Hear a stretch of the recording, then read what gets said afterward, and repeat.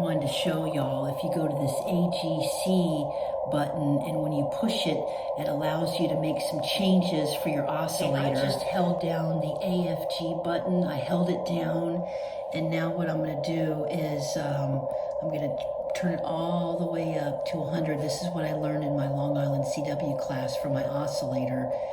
And what I actually learned too is if I turn down the volume, okay, you don't hear that anymore. And remember, we're on non-transmit mode. We've got an antenna in the back, and check it out. It's not in straight key. Hold on one moment. And what I've learned, I was all paranoid because one year I ran for political office and I was using a fence post sitter to put it, I sound like a Texan, a fence post sitter to put in my yard signs. And I got carpal tunnel. So I've been all like worried. Daughters of Mary Rosary, by the way, paracord. You can buy this at the Daughters of Mary Press website. I was worried I was going to get carpal tunnel, but I'm actually finding more problems with this little guy than I am this one. So I think I'm going to stick with the straight key. I feel like this is the potential to become a classical guitar virtuoso, and this is more of an electric guitar. And this is really starting to grow on me the more I practice. Let me demonstrate. So once again, we have our volume all the way turned down. See, you can hear it. You're not hearing. So it's a great, now obviously I've got it on iambic. So all I'm gonna do now is hit the press down the key button and scroll through till I get to manual, and then I'm going to move this to manual, and now I'm ready to send. Check it out, y'all. I just started on Saturday. Today is Friday, so a week ago tomorrow. Let me show you my skills. I'm now going to reveal the true identity of the Quarantine Catholic. Here we go. And I learned that you just put your two little fingers here. So now that's why I'm all into this, because now I know how to actually do this properly. I've been researching which one to buy, and everybody's complimenting me on this key.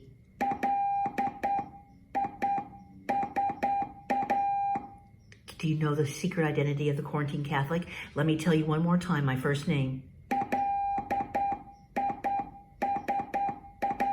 Okay. Now let me show you the CQ. This is what I did on the iambic the other day.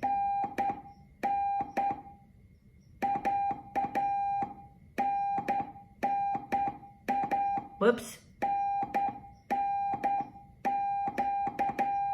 It sounds like the Darth Vader song to me. Don, don, don, don, don, don, don, don, don. Right, doesn't it? It does! You know you thought that. Hey y'all, this is the Quarantine Catholic. I wanted to read something from my mail bag. Somebody sent me a really nice note explaining something to me. This person who subscribed to the Quarantine Catholic states, at the very first part of your video, you were talking about a rude operator who had a long drawn-out signal you could hear. He may have been using an older rig rather than the new broadband rigs we use today. Let me turn this down. Older tube rigs require you to tune up on the air so all the adjustments are right. Or it could have been a newer rig with an amplifier and he was tuning up.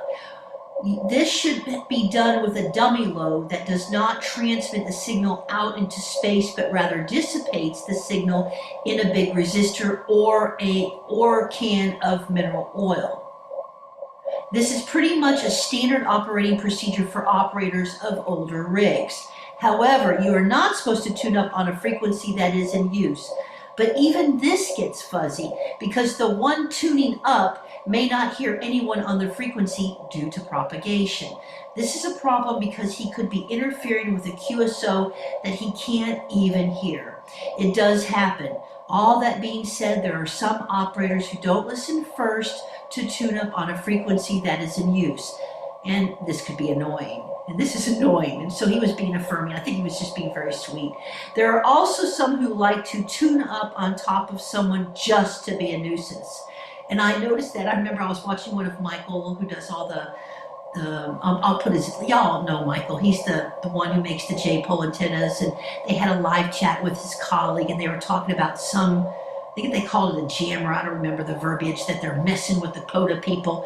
And I heard that person, and so maybe I just have an angst for that sound.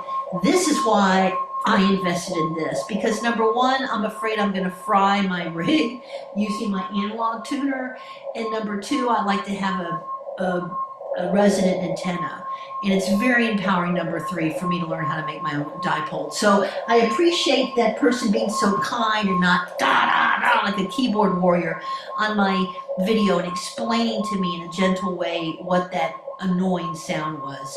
All right, y'all have a great week. This is the Quarantine Catholic, and God bless.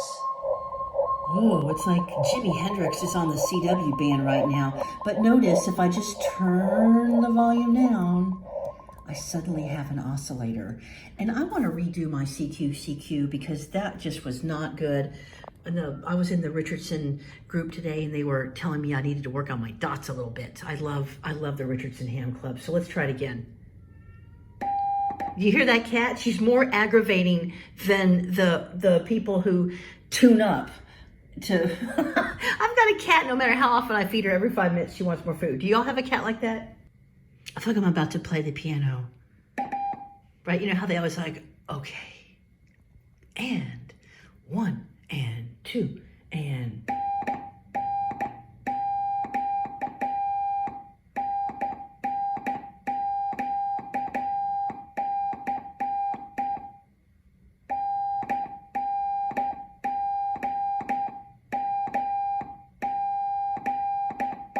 I think that's the whole thing about learning this, is that you just have to take the time to learn it. And like, as you can see, I get kind of caught up on the, on the C part, on the Q part. So the it's just like when you're playing the guitar, you gotta do the little riff slow, and then finally just build it up, and then you'll get it. And I believe that's all it is. It's just discipline. And then, like anything, I call it the Bart Simpson moment. If you guys look up the episode where he learned French, and all of a sudden he's like, oh my gosh, I'm speaking French. And I think that generally is what happens when you learn a language. And I'm just couldn't be any happier. I will give you an update when I really get going. Actually, I'm going to give you all weekly updates so you can just kind of see how anybody can learn CW with the right teachers and support network behind you. The thing I learned is, while some people may use this may also work. So let's go ahead and see how that works for me. Okay?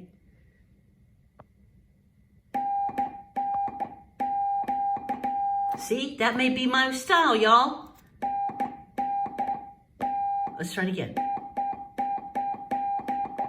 See, that may be my way, y'all. And that's the other thing I love about it. It's a creative tool as well. It's artistic. All of ham radio, the entire, I call it a skill, not a hobby, is very creative and artistic. And that's actually one of the questions in the technician's poll. The art, what is it? The art and something of ham radio. Maybe the art and science.